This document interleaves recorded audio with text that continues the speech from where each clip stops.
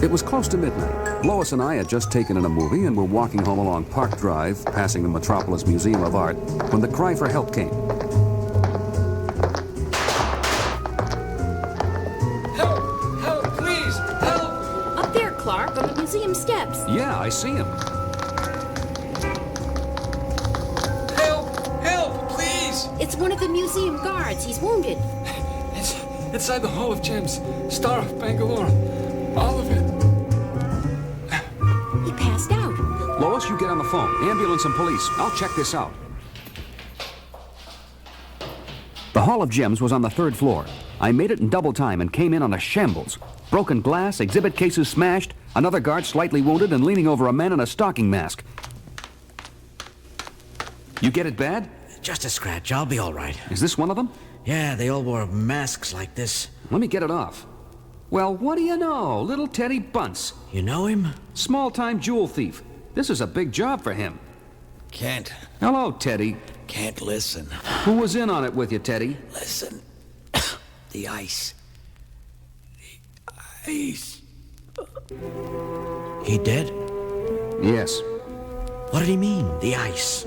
It's an underworld term for jewels, and by the looks of it, they got away with plenty. By early morning, most of the preliminary police work had been finished. Photographs, dusting for prints, coroner's report. Detective Lieutenant Joe Harsky had been assigned to the case. Joe, you got a minute? Sure. How are the guards? One died this morning, the other will be okay. What's the story on the jewels? Quite a haul, over $2 million worth, counting the Star of Bangalore. Enough ice to cool a small tropical island. The Star of Bangalore. Some kind of sapphire, if I remember right. One of the world's largest, all part of the Newton collection. That's Owen Newton over there, isn't it? None other, the playboy of the Western world, and a very nasty number.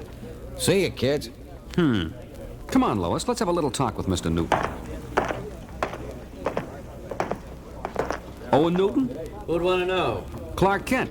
This is Lois Lane. Press? The Daily Planet. I'm not impressed. What does impress you, Mr. Newton? Certainly not the superb security of the Metropolis Museum. The collection was on loan, and see what happened? They must hire basket cases for guards. One of those guards is dead, Newton, protecting your gems. If he'd been a better man, he'd be alive, and the collection would still be here. Lois, let's get some fresh air. Good idea.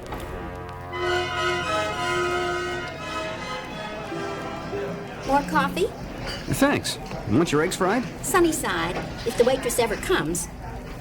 Owen Newton. Likeable sort. When he's asleep. What do you know about him? Scion of a wealthy family. Just came into the fortune a couple of years ago. Playboy type. Very irresponsible. Gambles a lot. Invests heavily in shows, films. Most of them losers. Then he may have gone through all the money. That's the rumor. In which case, the insurance covering the Newton collection would be a welcome windfall. You don't think he stole his own jewels, do you? It's been done before, Lois. And in this case, there'd be a double charge. Larceny and murder. Some checking up led to a number of facts. One, the Newton collection had been heavily insured. And when I talked to Joe Harsky again at police headquarters... Newton's up to his neck in debt, Clark. How so? Gambling mostly. He owes the syndicate, and those boys don't like to be owed very long. He's also put a lot of money into flop shows, I hear. Most of them, but not the one in town now, Isorama, I think it's called. That one's supposed to be pretty good. Nothing's turned up on the Star of Bangalore or the other stones, I guess. Not a sign. We've checked every fence here and across the country, courtesy of the FBI. But then we didn't expect anything. Why not? That ice is too hot, especially the Star of Bangalore. It's known all over the world. To cut that stuff down, whoever has it would have to get it out of the country. To Amsterdam. Probably, and that wouldn't be easy. No doubt. Well, thanks, Joe. You've been helpful. Glad to be of service. That show Newton's producing, what's the name of it? Isorama. Think I'll take it in. The Isorama was being presented at the Metropolis Coliseum. Lois and I got a couple of press passes and were pleasantly surprised after we sat down. It was a big extravaganza on ice, featuring the best ice skating dancers and acrobats in show business, and a variety of musical numbers. The production was top flight, the music tuneful, the girls beautiful, and the colorful costumes glittered and sparkled under the spotlights. I've never seen such skating. Well, you haven't seen me yet. I'll bet. Maybe this show will bail Newton out. Maybe. The costumes are stunning, aren't they? Uh-huh. Look at that. It's called a full axle. How do you know so much? I told you, I do a little skating myself. You'll have to show me sometime. I'd like to see you do that one. Fantastic. Absolutely fantastic. As we were filing out of the Coliseum, we passed Owen Newton standing near one of the office doors. Very impressive, Mr. Newton. Huh? Oh, it's you again. Good show. No doubt we'll get a pan from the Daily Planet. Not if I can help it. Doesn't matter anyway, we're taking it out. Oh? Why? Going on a tour of Europe. When? Leaving tomorrow.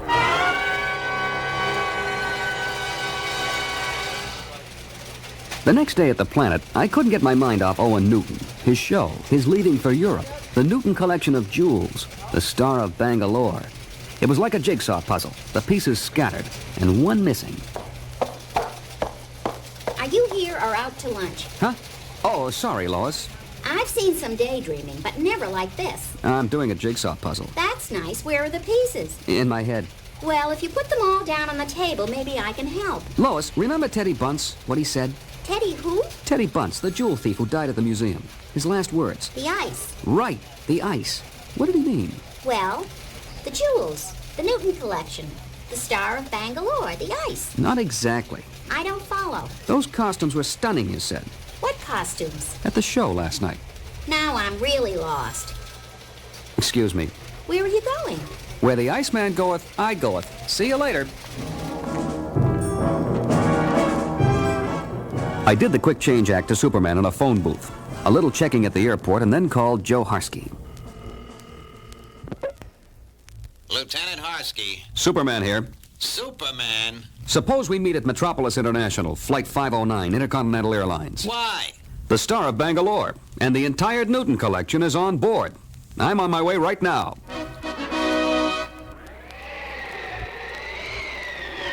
It was only a few seconds to the airport, but still I was late. Newton's flight was starting down the runway when I arrived. Figuring it would be easier to keep the plane on the ground than order it back in midair, I zoomed down to the big jet's nose, reversed my direction,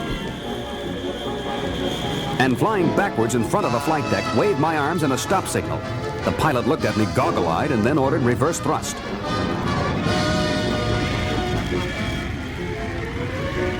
What's going on here? Take her back to the gate, Captain. Why? You're overloaded with ice. Back at the gate, Lieutenant Harsky was waiting for me with a very angry group of passengers. Not the least of them, Owen Newton. I demand to know what's going on here. I demand it. Take it easy, Newton. I'll have your badge for this, Lieutenant. Yeah, sure. Okay, Superman, where's the ice? Have you got the Ice-O-Rama wardrobe trunks out of the cargo hatch? Over here. Well? Just a second. What are you doing? X-ray eyes, Lieutenant. Just want to make sure it's the right trunk. Yes, open that one. Wait a minute, you can't do it. Easy, Newton. We've got a warrant. Open it, Kelly. Okay, Superman, now what? Look at this, Lieutenant. A very colorful costume, right? So, it's a dress with a lot of sequins and paste jewelry on it. Not so fast. This particular stone, this sapphire, isn't paste. It's real, Lieutenant. The original Star of Bangalore. You sure? My X-ray eyes. And these sequins aren't sequins, they're diamonds. You'll find the rest of the Newton collection sewn into the other costumes. What do you know about that? So, when little Teddy Bunce said the ice... He was trying to say the Ice-O-Rama, Newton's plan for getting the jewels to Amsterdam.